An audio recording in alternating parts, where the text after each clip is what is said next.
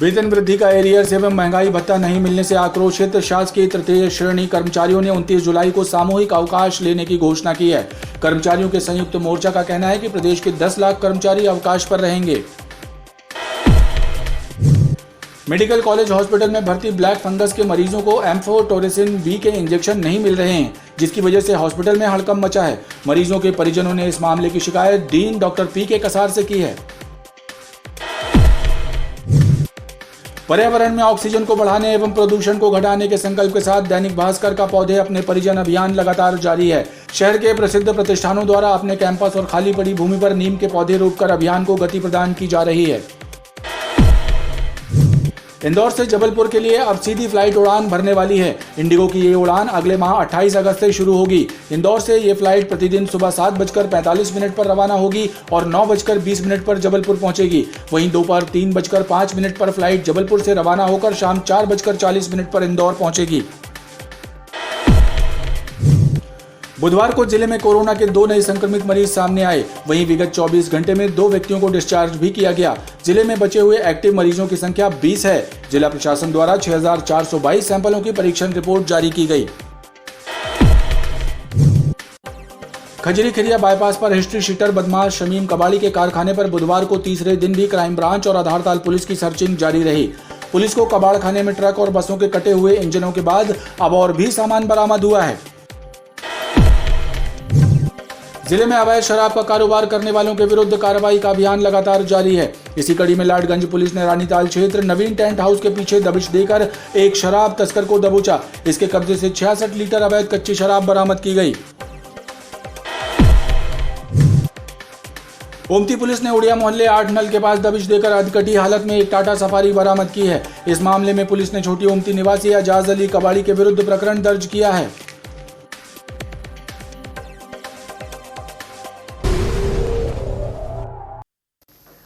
नमस्कार, BTV news में स्वागत है आपका। इस बुलेटिन के साथ मैं हूं कृष्ण कुमार और आइए इस बुलेटिन की शुरुआत करें। उससे पहले नजर डालते हैं हेडलाइंस पर। 29 जुलाई को जबलपुर जिले सहित मध्य प्रदेश के 2500 राजस्व अधिकारी रहेंगे सामूहिक अवकाश पर। सामूहिक अवकाश के आवेदन जिला प्रशासन को सौंपे गए। पदोन्नति की लंबित मांगों को लेकर आंदोलित है राजस्व अधिकारी। और सिहोरा से लापता शिक्षक मेंबर पटेल की हत्या का हुआ खुलासा। महिला सहित 4 आरोपी गिरफ्तार। मंगलवार को इंद्राना मंझौली के जंगल में बंद बोरे में मिली थी शिक्षक की लाश। उड़द के 50,000 रुपए के विवाद पर हुई हत्या।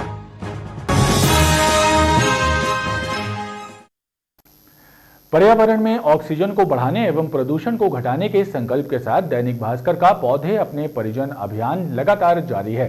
शहर के प्रसिद्ध प्रतिष्ठानों द्वारा अपने कैंपस और खाली पड़ी भूमि पर नीम के पौधे रोपकर अभियान को गति प्रदान की जा रही है। दैनिक भास्कर द्वारा आयोजित पौधे अपने परिजन अभियान के तहत पर्यावरण को समारोह की तरह सेलिब्रेट किया जा रहा है। इसी कड़ी में शहर के अनेक प्रसिद्ध संस्थानों में पौधारोपण किया गया। औषधीय महत्व वाले नीम के पौधे रोपकर पर्यावरण को संरक्षित करने का संकल्प दोहराया जा रहा है। संजीवनी नगर स्थित रॉयल सीनियर सेकेंडरी स्कूल और भेड़ाघाट बाईपास स्थित प्लैटिनम निशान के कैंपस में पौधारोपण किया गया, जिसमें संस्थान के डायरेक्टर्स ने अभियान में अपनी सहभागिता दर्ज कराते हुए इसकी प्रशंसा की।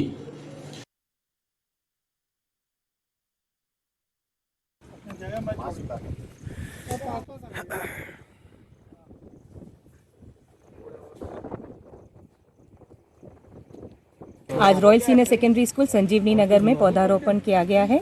भास्कर की ये पहल बहुत ही सराहनीय है। मैं बहुत सारी शुभकामनाएं देती हूँ। प्लैटिनम निशान की तरफ से दैनिक भास्कर के साथ यहाँ पे प्लांटेशन ड्राइव किया है। अब दैनिक भास्कर की ये बहुत ही अच्छी पहल है जो प्लांटेशन ड्राइव पूरे जबलपुर में करवा रहे हैं। इससे ये सबसे अच्छा रहेगा, हमारी सिटी जो है वो जबलपुर ग्रीन सिटी के नाम से भी पहचानी जा सकेगी आने वाले वर्षों में। इसी कड़ी में फ्रंटियर मोटर्स और तक्षशिला कॉलेज में भी पौधारोपण समारोह हुआ। पर्यावरण संरक्षण और संवर्धन के संकल्प के साथ पौधे रोपे गए।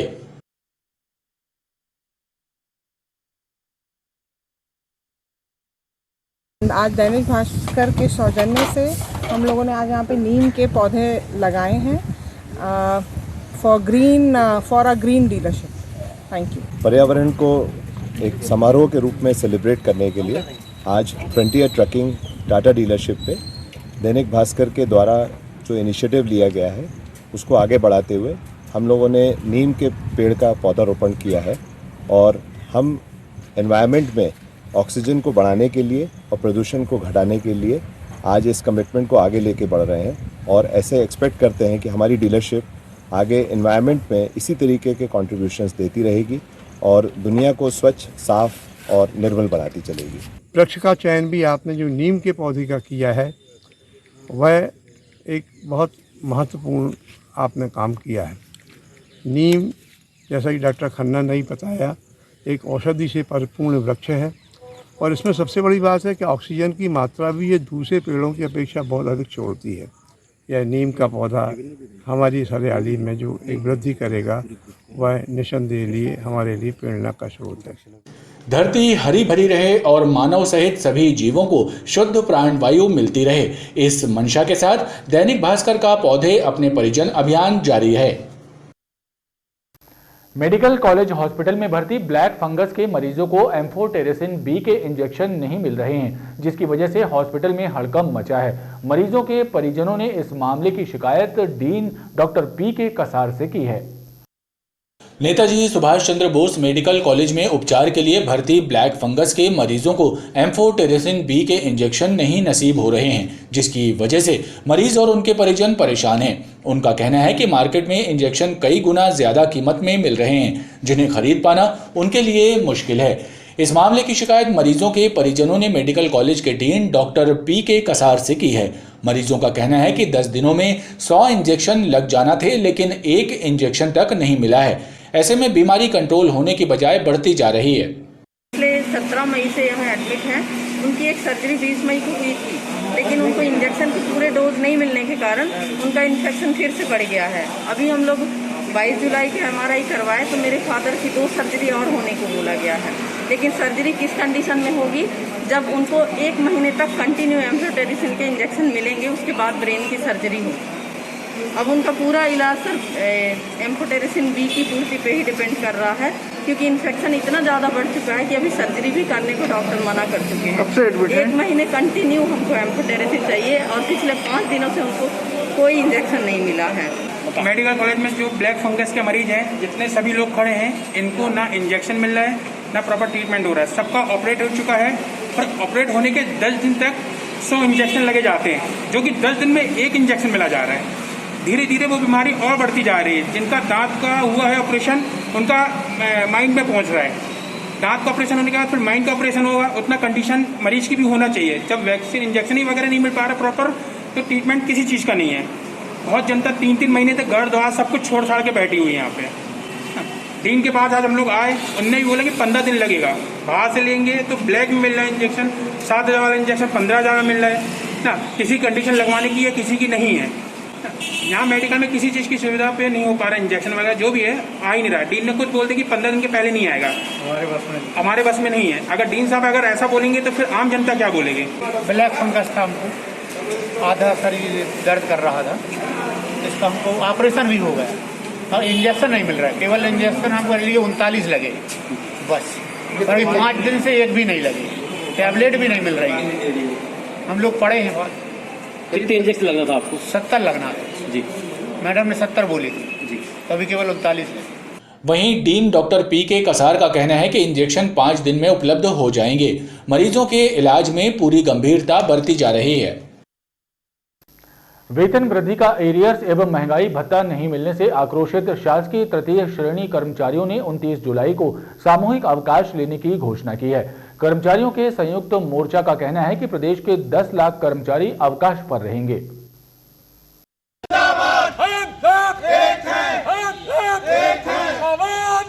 शासकीय कर्मचारियों के 17 संगठनों के संयुक्त मोर्चे ने मुख्यमंत्री शिवराज सिंह चौहान के नाम लिखा पत्र अपर कलेक्टर राजेश बाथम को सौंपा है। इस पत्र में लिखा है कि 29 जुलाई को प्रदेश के 10 लाख सरकारी कर्मचारी सामूहिक अवकाश पर रहेंगे। सरकार द्वारा वेतन वृद्धि का एरियर्स एवं महंगाई भत्ता नहीं दिए जाने से कर्मचारियों में आक्रोश व्याप्त है। शासन की दमनकारी नीतियों के खिलाफ पूरे प्रदेश में संयुक्त मोर्चे द्वारा कल का सामूहिक अवकाश रखा गया है और इस सामूहिक अवकाश को पूरे प्रदेश में चारों ओर सफलता मिल रही है। कार्यालय सब सामूहिक अवकाश ले रहे, छुट्टी भर दी है।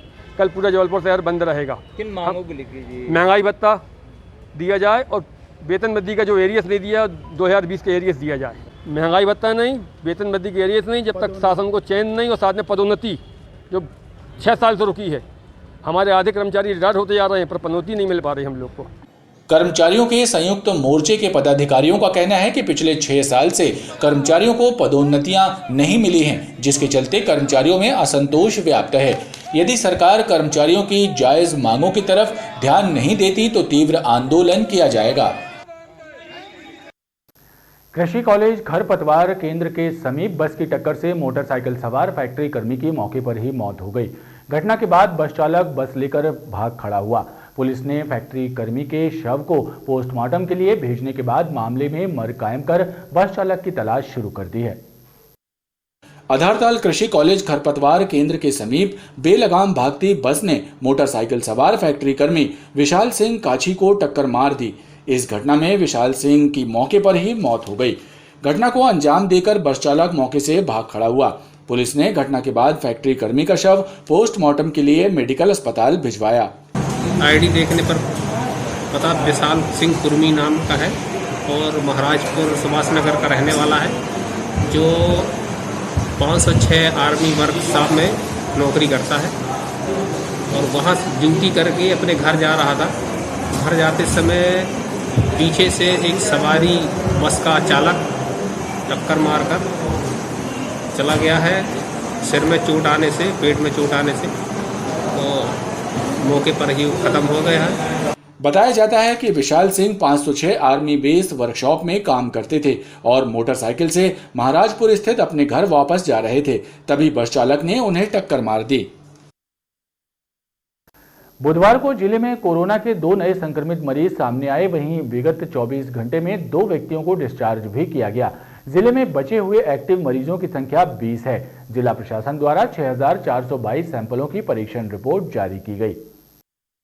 जिले में बुधवार को कोरोना संक्रमित 2 नए मरीज ही सामने आए हैं। वहीं बीते 24 घंटे के दौरान कोरोना से मुक्त हुए 2 व्यक्तियों को डिस्चार्ज भी किया गया। जिला प्रशासन ने 6422 सैंपलों की परीक्षण रिपोर्ट जारी की। जिले में एक्टिव मरीजों की संख्या 20 है। राहत की बात यह है कि कोरोना से होने वाली मौतों पर बीते कुछ दिनों से लगाम लगी हुई है। सरकारी रिकॉर्ड में कोरोना संक्रमित किसी भी मरीज की मौत की पुष्टि नहीं की गई है। बीते 24 घंटे में 6133 व्यक्तियों के सैंपल कोरोना टेस्ट के लिए भेजे गए हैं। अब तक कुल 8,76,073 व्यक्तियों के सैंपल कोरोना टेस्ट के लिए भेजे जा चुके हैं। खजरी खिरिया बाईपास पर हिस्ट्री शीटर बदमाश शमीम कबाड़ी के कारखाने पर बुधवार को तीसरे दिन भी क्राइम ब्रांच और आधारताल पुलिस की सर्चिंग जारी रही। पुलिस को कबाड़खाने में ट्रक और बसों के कटे हुए इंजनों के बाद अब और भी सामान बरामद हुआ है, जिसमें सबमर्सिबल पंप, कॉपर की वायर और अन्य सामग्री है। पुलिस और क्राइम ब्रांच अब तक कबाड़खाने से लाखों रुपए कीमत का सामान बरामद कर चुकी है। खजरी खिरिया बाईपास पर हिस्ट्री शीटर बदमाश शमीम कबाड़ी के कबाड़खाने पर बुधवार को तीसरे दिन भी पुलिस और क्राइम ब्रांच की छापामार कार्रवाई जारी रही। पुलिस बुधवार को कबाड़खाने में सर्चिंग करती रही। सोमवार की रात पुलिस ने कार्रवाई शुरू की थी और कबाड़खाने से ट्रक, बस, क्रेन और 407 जैसे वाहनों के इंजन, विद्युत उपकरण, कीमती एल्यूमिनियम की वायर, केबल वायर सहित लाखों का सामान जब्त किया था। पुलिस ने बुधवार को तीसरे दिन भी कार्रवाई जारी रखी। कार्रवाई के दौरान पुलिस को मौके पर कीमती कॉपर के वायर, सबमर्सिबल पंप और अन्य उपकरण बरामद हुए, जिनके भी चोरी के होने की आशंका है। एडिशनल एसपी क्राइम ने बताया कि फरार कबाड़ी की तलाश की जा रही है, जिसमें ये तथ्य सामने आया है कि वहाँ जो चीज़ें रखी गई हैं, ख़ासतौर से ट्रकों के इंजन हैं और जेसीबी के भी कुछ पार्ट्स हैं, अन्य वाहनों के भी पार्ट्स हैं, काफ़ी संख्या में है वहाँ पर, और केबल भी है वहाँ पर, इलेक्ट्रिक केबल भी है, कॉपर वायर भी है एवं अन्य इलेक्ट्रिक की सामग्रियाँ काफ़ी तादाद में वहाँ पर हैं। कल भी कार्रवाई की गई थी, जब्ती की कार्रवाई, आज भी वहाँ पर जब्ती की कार्रवाई की जा रही है। जो वहाँ का मालिक है, शमीम कबाड़ी बताया जा रहा है, वो घटना स्थल से फरार है और उसको भी तलाश की जा रही है। पुलिस का कहना है कि कबाड़खाने में चोरी का और भी सामान होने की आशंका है, इसलिए बारीकी से छानबीन और सर्चिंग का कार्य किया जा रहा है। ओमती पुलिस ने उड़िया मोहल्ले 8 नल के पास दबिश देकर अधकटी हालत में एक टाटा सफारी बरामद की है। इस मामले में पुलिस ने छोटी ओमती निवासी एजाज अली कबाड़ी के विरुद्ध प्रकरण दर्ज किया है। इधर इस कार्रवाई के बाद कबाड़ी के समर्थन और पुलिस कार्रवाई के विरोध में लोग थाने पहुंच गए थे। कबाड़ी ने वाहन के दस्तावेज भी पुलिस के समक्ष पेश करने की बात कही है। ओमती पुलिस की टीम ने 8 नल के पास दबिश देकर अधकटी हालत में एक टाटा सफारी बरामद की। पुलिस को सूचना मिली थी कि 8 नल के पास 2 पहिया और 4 पहिया वाहनों को काटा जा रहा है। इस सूचना पर पुलिस ने दबिश दी और उड़िया मोहल्ला गली नंबर 1 से अधकटी हालत में एक टाटा सफारी को जब्त की। पूछताछ में ये टाटा सफारी छोटी ओमती निवासी कबाड़ी एजाज अली द्वारा कटवाया जाना पाए जाने पर पुलिस ने उसके विरुद्ध प्रकरण दर्ज किया है। सूचना पर मौके पर रेड कार्रवाई की गई। वहाँ पे एक अधकटी टाटा सफारी वाहन मिला, उसे मौके पर जब्त किया गया और उनके विरुद्ध जो है वैधानिक कार्रवाई की जा रही है। अभी प्रकरण जांच में है। इधर पुलिस की इस कार्रवाई के विरोध और कबाड़ी के समर्थन में कुछ लोग थाने भी पहुंचे। कबाड़ी एजाज अली ने बताया कि उनके द्वारा वाहन के कागजात और शपथ पत्र भी पुलिस के समक्ष पेश कर दिए गए हैं। उन्होंने देखा, वेरीफाई किया, बोले ठीक है भाई, आप जिससे गाड़ी खरीदे थे उनको बुला लो, वो एक बयान दे दें कि हमने इनको गाड़ी बेची। हमने उनको ही बुला लिए, महेंद्र पटेल जी को पनागर से, वो भी आए, उन्होंने भी बयान दिया। बोले साहब मेरा वाहन था और मैंने इनको काटने के लिए दिया था कि मेरा वाहन चले ना, सड़कों पे इसका दुरुपयोग ना हो, इसलिए मैंने इसको निरस्तीकरण करके इनको काटने के लिए दिया। पुलिस ने भी कागजात देखते हुए पूरे संतुष्टि हो गई उनको, तो अब वो बोले ठीक है आपके पास कागज आगा जो के है, आप अपना वाहन ले जा सकते हो। कुल मिला के 2-3 घंटा परेशान करे, उसके बाद सारे कागजात देखने के बाद बोले ठीक है भाई आपका सबको जो के है, ऐसी कोई बात नहीं, आप अपना वाहन ले जाओ। कोई एजाज अली। इस मामले को लेकर पहले छोटी ओमती 8 नल और उसके बाद थाने में अफरा तफरी का माहौल निर्मित रहा। जिले में अवैध शराब का कारोबार करने वालों के विरुद्ध कार्रवाई का अभियान लगातार जारी है। इसी कड़ी में लाडगंज पुलिस ने रानीताल क्षेत्र नवीन टेंट हाउस के पीछे दबिश देकर एक शराब तस्कर को दबोचा है। इसके कब्जे से 66 लीटर अवैध कच्ची शराब बरामद की गई है। वहीं दूसरी ओर बरेला पुलिस ने एक लोडिंग ऑटो में शराब की तस्करी कर रहे एक युवक को गिरफ्तार किया। इसके कब्जे से भी 70 लीटर अवैध कच्ची शराब बरामद की गई है। जिले में अवैध शराब का कारोबार करने वालों पर पुलिस का शिकंजा कसता जा रहा है। अवैध शराब बनाने और बेचने वालों के विरुद्ध चलाए जा रहे अभियान के तहत लाडगंज पुलिस ने रानीताल नवीन टेंट हाउस के पीछे दबिश देकर अवैध शराब का कारोबार करने वाले चंद्रभान सोनकर को गिरफ्तार किया। इसके कब्जे और घर की तलाशी लेने पर पुलिस को अवैध हाथ भट्टी कच्ची शराब मिली, जिसे जब्त करते हुए इसके विरुद्ध प्रकरण दर्ज किया गया। सूचना पर स्टाफ के साथ रवाना होकर देखा तो चंद्रकेश सोनकर घर के बाहर ही हाथ में एक झोला लेके खड़ा था। अपन उसको घेराबंदी करके पकड़े, झोले को चेक किया तो उसमें से करीब 14 पाउच 250 ml के करीब 14 पाउच उसकी कच्ची हाथ भट्टी की शराब मिली।